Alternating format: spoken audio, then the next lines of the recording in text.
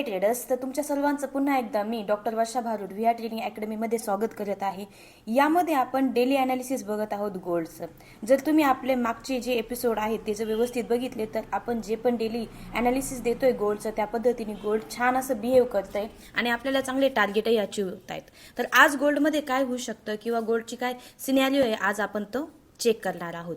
जसं की तुम्ही इथे बघताय की डेली टाइम फ्रेम मध्ये आपण एक ट्रेंड लाईन ड्रॉ केलेली आहे आणि ज्या ट्रेंड लाईनवर गोल्ड स्ट्रगल करत आहे, जर गोल्डने या ट्रेंड लाईनला ब्रेकआउट दिला तरच गोल्ड बाय साइड किंवा बुलिश जाण्याचे चान्सेस आहे। पण आपण 2 ते 3 दिवसापासून डिस्कस करतोय, जी ग्रीन कॅन्डल आपल्याला अपेक्षित होती ती काय ग्रीन कॅन्डल इथे आपल्याला पाहायला मिळाली नाही। इथे आपल्याला बेरिशच ट्रेंड फॉलो होताना दिसतोय। जसं की आपण कालही सांगितलं होतं की जर इथे ग्रीन कॅन्डल आली नाही तर आपल्याला एक बेरिश ट्रेंड आपल्याला पाहायला मिळेल आणि ॲज युजुअल आज सकाळीच मॉर्निंगमध्ये खूप सेलिंग आपल्याला पाहायला मिळालेली आहे। त्यानंतर जर आपण स्विच केलं 1 आवर चार्टमध्ये किंवा 4 आवर चार्टला एकदा बघून घेऊया। 4 आवर चार्टमध्ये मेजर लेवल जे आहेत, कधीही ट्रेडिंग करताना मेजर लेवल ज्या आहेत त्या 4 आवर आणि 1 आवरमध्येच काय करायच्या, ड्रॉ करायच्या आणि त्यानंतर स्मॉलर टाइम फ्रेममध्ये एंट्री घ्यायची आहे। 4 आवर चार्टमध्ये जर आपण चेक केलं तर आता गोल्ड प्राइस आहे 4607, म्हणजेच काय 4600 4600 राऊंड फिगर जर आपण म्हटलो तर या राऊंड फिगरवरती गोल्ड काय केलेले सपोर्ट घेत आहे। जर या सपोर्टमध्ये 1 आवर टाइम फ्रेममध्ये गोल्डने जर आता एक ग्रीन कॅन्डलने पॉज तर दिलाय, पण जर इथे अजून एक ग्रीन कॅन्डल जर आपल्याला पाहायला मिळाली तर गोल्ड इथूनच बुलिश होऊ शकतं। पण जसं की मी काल तुम्हाला सांगितलं, गोल्डमध्ये एक आपल्याला रेक्टँगल मध्ये साईडवेज गोल्ड आपल्याला पाहायला मिळालं होतं। त्यामुळे तुम्हाला मी सांगताना पण हेच सांगितलं होतं की गोल्डचा जर ब्रेकआउट झाला, इथे चेक करू शकता ब्रेकडाऊन झालेलं आहे गोल्ड आणि गोल्ड ब्रेकडाऊन झाल्याबद्दल नंतर आपल्याला लगेचच काय बायची एंट्री घ्यायची नव्हती। सेल साईड तुम्ही प्लॅन केला असता तरी चालला असता। आता इथे बघा गोल्ड एका मेजर लेवलला आहे, जिथे मार्केटने बऱ्याच वेळा काय केलेलं आहे, पास्टमध्ये सपोर्ट पण घेतलेला आहे आणि रेजिस्टन्स म्हणूनही काम केलेलं आहे। म्हणून ही जी लेवल आहे 4600ची ही लेवल आपल्यासाठी एक महत्त्वाची लेवल आहे।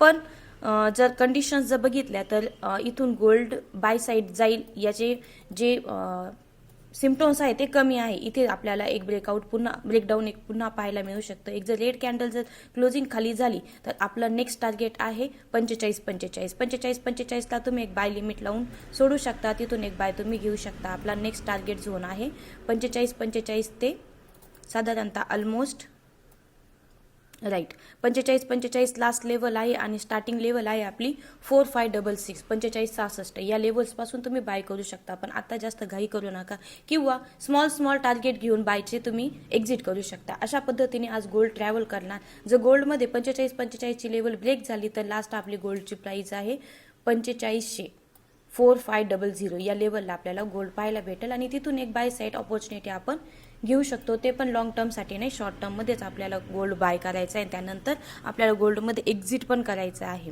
ओके, अशा पद्धतीने आज तुम्ही प्लॅन करू शकता। प्राइस तर मी तुम्हाला ऑलरेडी सांगितली आहे। एक पहिली प्राइस आहे जिथून आपल्याला एक बाय साइड प्लॅन होऊ शकतो 4584, त्यानंतरची प्राइस आहे 4565 आणि लास्ट प्राइस आहे 4544 किंवा 45 या लेवलला तुम्ही बाय करून एक छान असं टार्गेट अचीव करू शकता। पण होल्ड कुठल्याही पद्धतीने करू नका, बायमध्ये प्रॉफिट बुकिंग करा आणि त्यानंतर एक्झिट करा। अशा पद्धतीने तुम्ही ट्रेड करू शकता आज दिवसभरामध्ये। आपला जो व्हिडिओ तुम्हाला आवडत असेल आणि हे जे अनालिसिस आहे ते अनालिसिस तुम्हाला हेल्प करत असेल तुमच्या ट्रेडिंगमध्ये, तर आपल्या चॅनलला लाईक, शेअर आणि सबस्क्राईब करायला विसरू नका फ्रेंड्स।